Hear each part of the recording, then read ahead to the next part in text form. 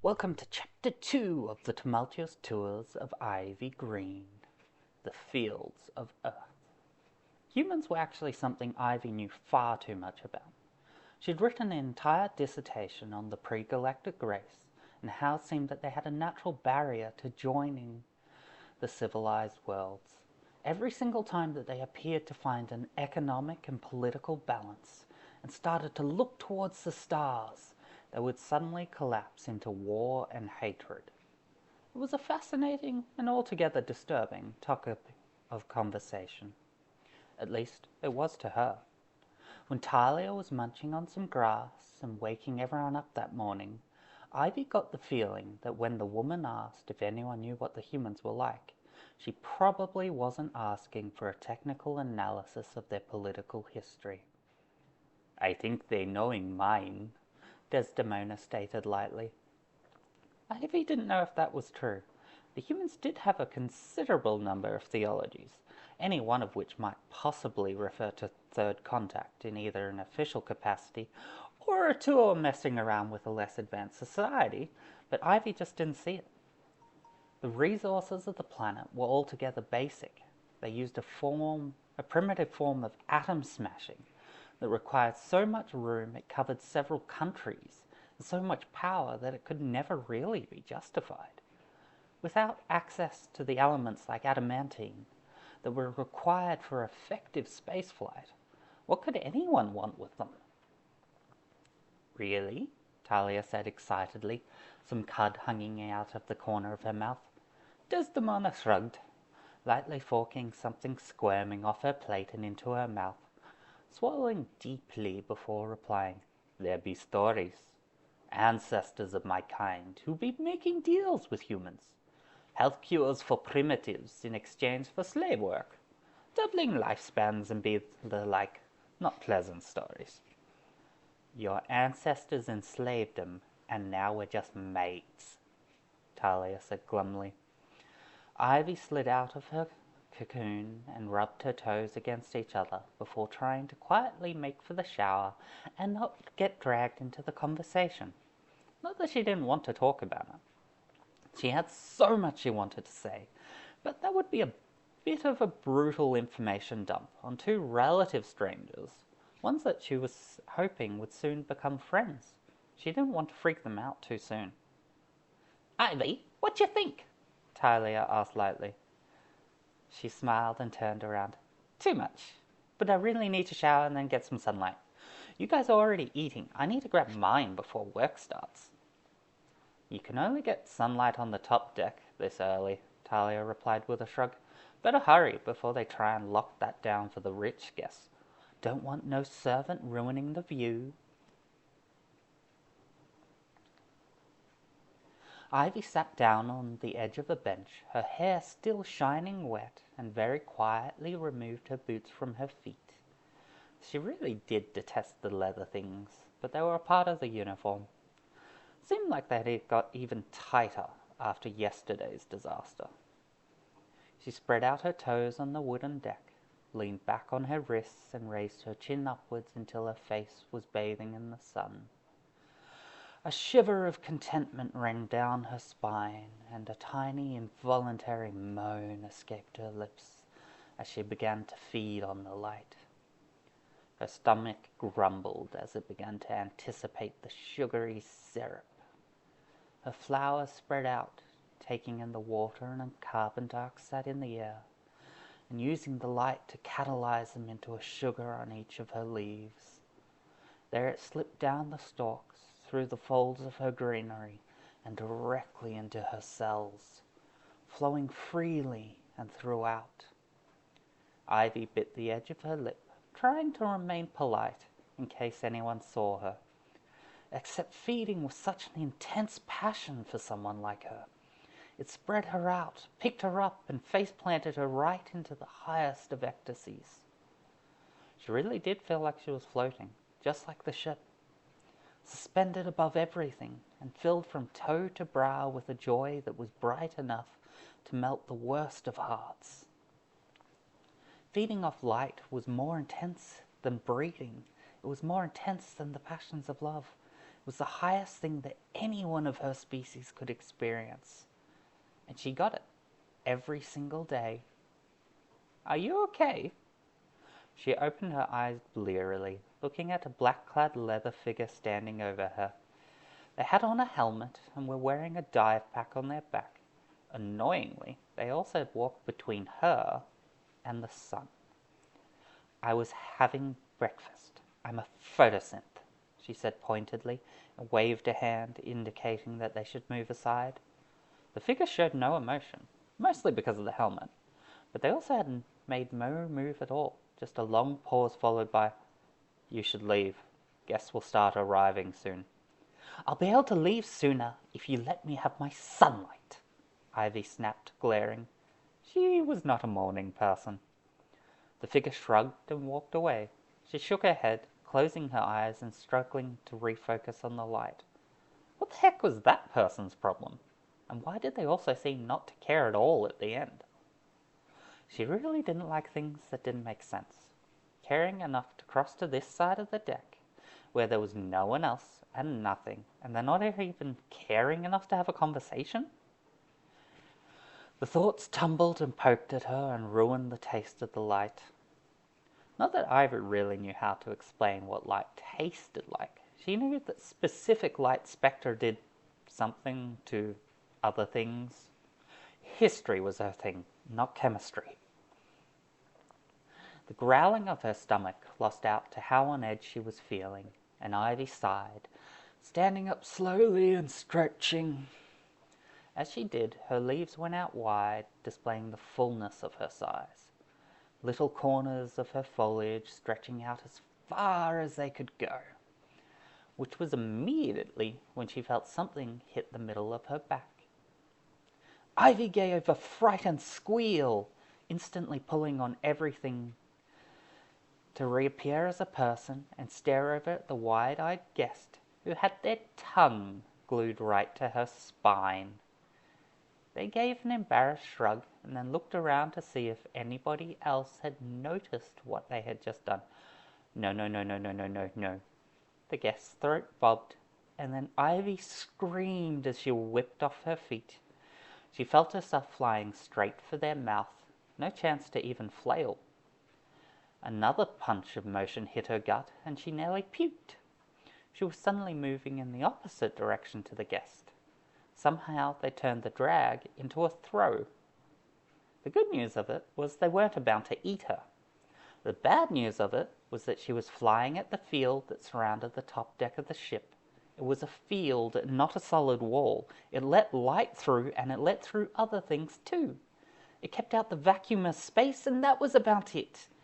Only suicidal people or absolute idiots push themselves right up against a field, or flying maids.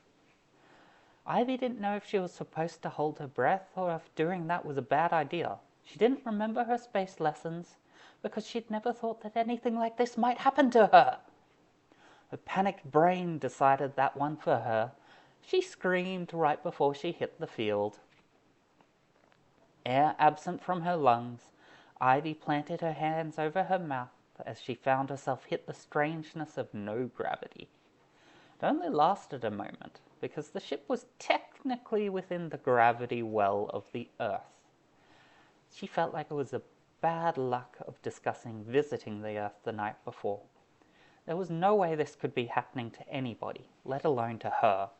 No guest could try and cover up the grossness of trying to eat someone with actual murder, could they? Ivy's eyes watered as she plummeted towards the clouds below. She flinched and tried to spread out her leaves, which sort of just got immediately punctured by the sheer aggressiveness of the air as she hit it. The only effect it seemed to have was to tumble her head over heels. On a more civilized world, she knew that detection systems would be able to track a falling person. They could track a coin-sized asteroid descending through the skies and decide whether or not to defend against it. They could save someone falling out of a ship. Except this wasn't a civilized world. It was a world that was so primitive that they had only just figured out that climate change affects the size of their brains. Not they had actually realized that ignoring and placating the masses was a dumb as shit approach to dealing with your world deciding if it didn't need you anymore. Climate change is an allergic reaction, and the immune response to an irresponsible species. Wipe them out and start the whole game over. She had no hope of being rescued, which made Ivy sort of wish she could die quickly, instead of when the ground might turn her into mushed peas. However, she hadn't broken a bone yet, which sort of meant that she was a floating skydiver about now. She'd studied enough archaeological sites to know about jumpers and the effects that the ground could have on your bones. It was the way a lot of ancient societies got rid of their excess, so they could help maintain what they had before they discovered, well, more civilized approaches to things. An alien crash landing in a primitive society's backyard. She might as well be about to start a whole new religion. Ivy had to timidly smile at that because it actually was darn funny. Primitive apes worshipping a plant that fell from the skies when they were devoting themselves to technology and ignoring all the greenery. There were more stars in the sky than grains of sand on the beaches of the earth. To some, that platitude offered awe and wonder. To others, it offered the fear of insignificance. The truth of it, though, is a set of possibilities so startling and strange as to be beyond imagination. Trying to understand the truth and the unknown, especially the unknowables, was what had so many species and societies reaching out towards religion for so very many. Explaining these things was an essential first step towards the next stage of the world. Not everything could be explained. Ivy wasn't against religion. There were things in the world that couldn't be explained. Yet, none of that helped her about now. She was still falling through the skies of the earth, wearing nothing but an irritatingly skimpy maid's dress. Ivy had to admit, nothing did ever go to plan for her. It was something she much liked to think about. She wanted to pretend that she was like everyone else, and all she had to do was try a little bit harder. Except falling through the skies of a planet with no parachute, no jetpack, no void control, not even a damned recall adapter, she was 100%, completely, without caveat, fucked. The sadness turned to anger, and Ivy kicked and punched before realizing that's a hard thing to do when you're still holding your breath, which is when she gave up and tried to gasp in the air whipped right by her. It's very hard to breathe at altitude with the thinness of everything. It's even harder when you're moving through it hard enough to make everything solid. She went dizzy, head spinning, and smiled slowly. Ivy giggled as a strange sort of euphoria bubbled up and through her. She was about to die. She was about to die! It seemed hilarious to her, even if she knew that was a very bad thing to think. But thinking was for people who were still breathing and laughing and getting hit on by guests on board a cruise ship that people only ever went on because they wanted to see and explore everything. She was about to see everything. She was going to go splat and then she'd be everywhere. And one with what wasn't. That was the best way to see things that exist everywhere. To step beyond what existed and to look back over your shoulder. Ivy should become a monk. Religious folk always get way too much money and no one guilted them when they used it to explore everything that existed, just to see the handiwork of their gods. If she were a monk, she could put aside this bubbling happiness which was burying the petrifying fear by putting together her hands and being all centered with everything in the world. Most monks got some very basic archaeological training.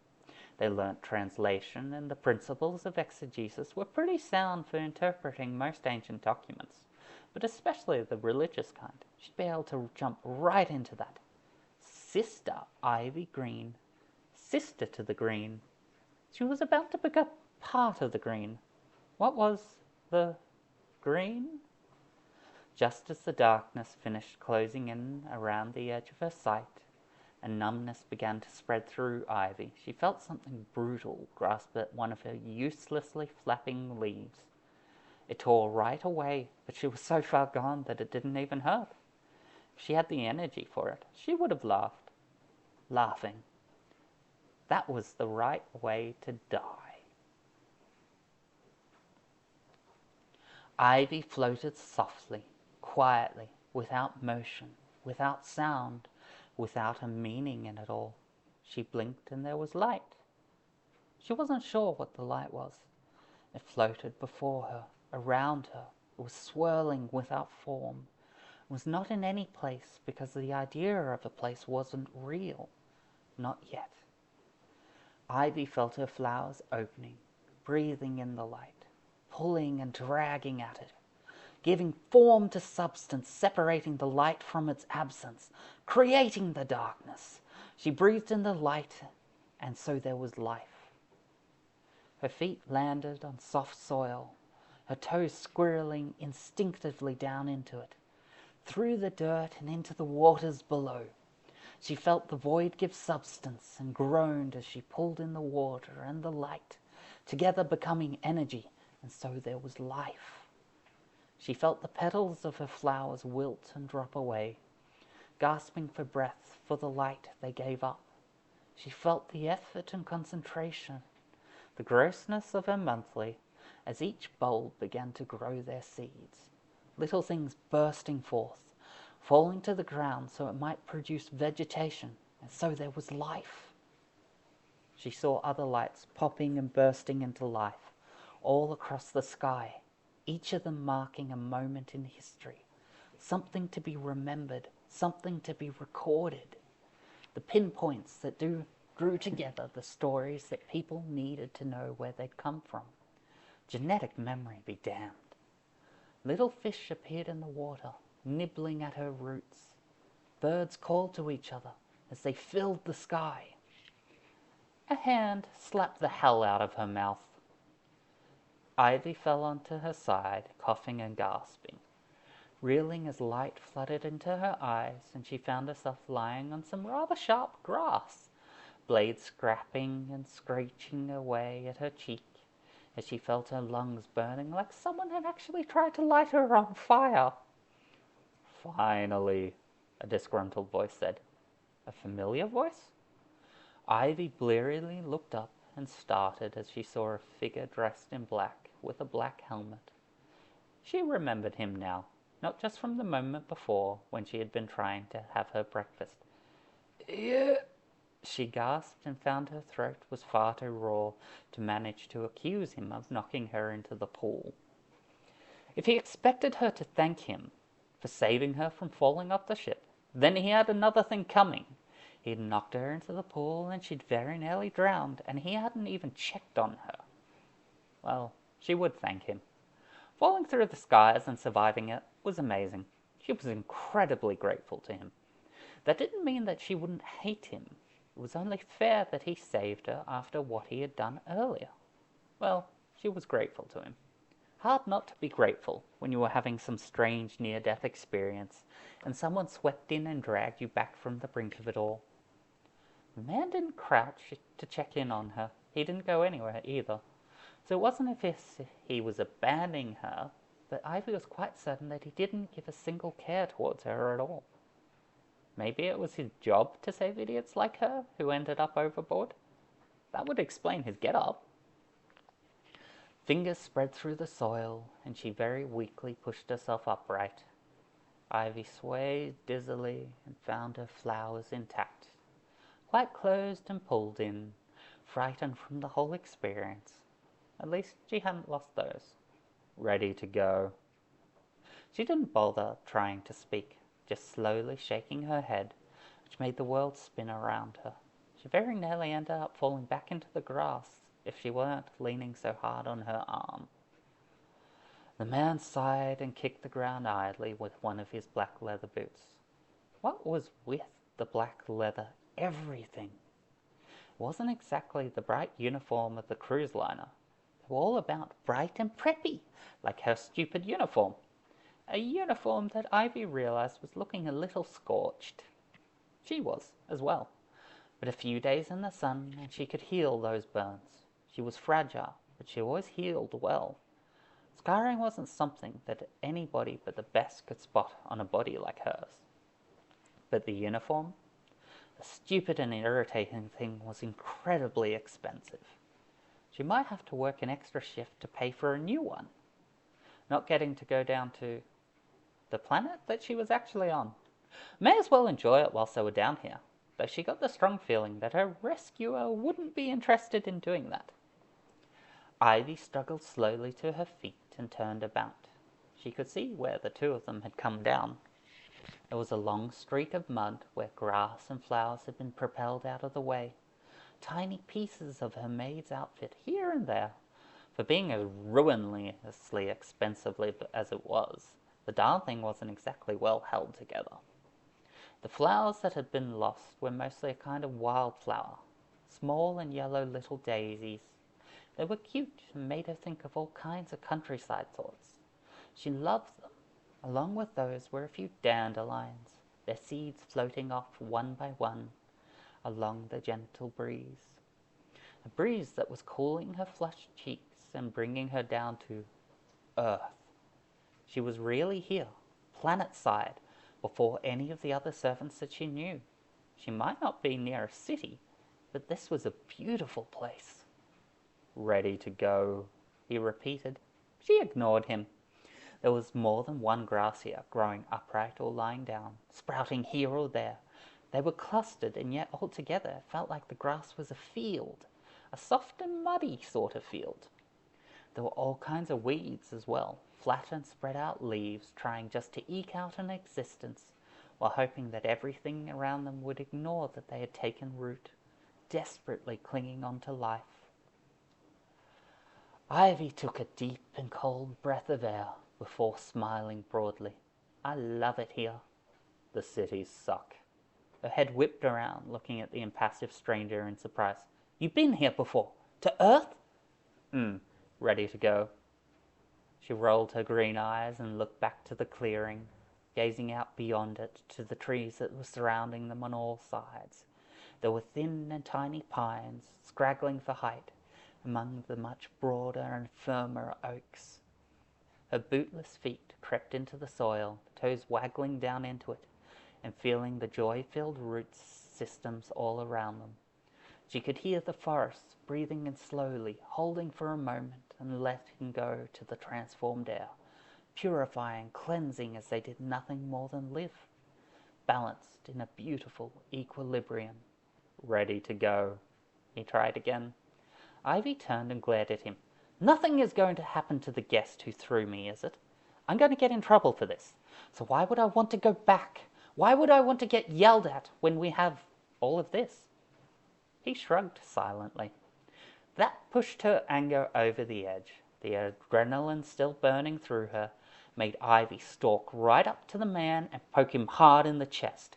"They might not apologize to me, but you damn well should. You pushed me into the pool. Foliage doesn't swim, you absolute jerk." She couldn't see his face through his helmet. He didn't seem to even notice her pushing on him. Ivy remembered the slap he'd given her to pull her back. She was thankful for it, but his current stubborn behavior deserved more than just a slap. Her knee flew up, slamming into the center of his groin, where most men tended to keep their rather private parts in most species. He folded up instantly with a slow groan and a hiss of air. Ivy spun around and glared at the beautiful garden all around them. "You're a terrible person." He wheezed. She crossed her arms, rolling her jaw. "I get fucking thrown out of a fucking spaceship, and the only thing you can damn well ask me is if I'm ready to go back? I fell out of a spaceship. I fell. I should be dead. If I take years to recover from this, it wouldn't be surprising. Am I ready to go back?" He didn't answer. She stomped both her feet in the soil, brushing and connecting with the roots below. "You throw me in a pool, I almost drown. I can't even get a sorry. What are you, a freaking child? You're a terrible person, an arsehole, an absolute bastard. You nearly killed me, and the best you can do is ask me if I'm ready to go back to work. I never want to work again. I want this. I want to be free as those butterflies, these ants. I just want..."